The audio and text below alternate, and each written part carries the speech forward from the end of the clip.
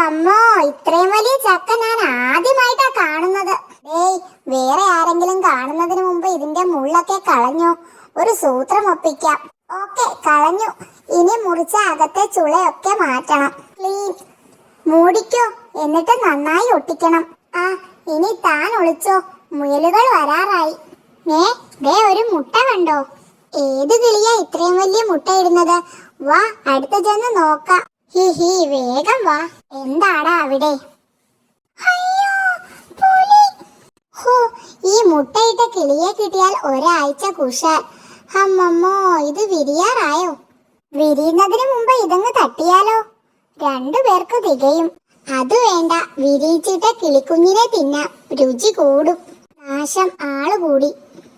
എങ്ങനെയാ ഇതൊന്ന് വിരിയിക്കുന്നത്? ഈ കിളികളൊക്കെ അടയിരുന്ന മുട്ട വിരിയിക്കുന്നത്.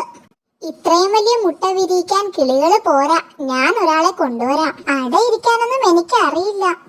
ചുമ്മാ ഒന്ന് ഇരുന്ന് കൊടുത്താൽ മതിയെന്നേ. ചതിച്ചോ? മുട്ട വിരിഞ്ഞടോ, ദാ കേൾക്കുന്നു കുഞ്ഞിന്റെ കരച്ചിൽ. എന്റെ അമ്മോ,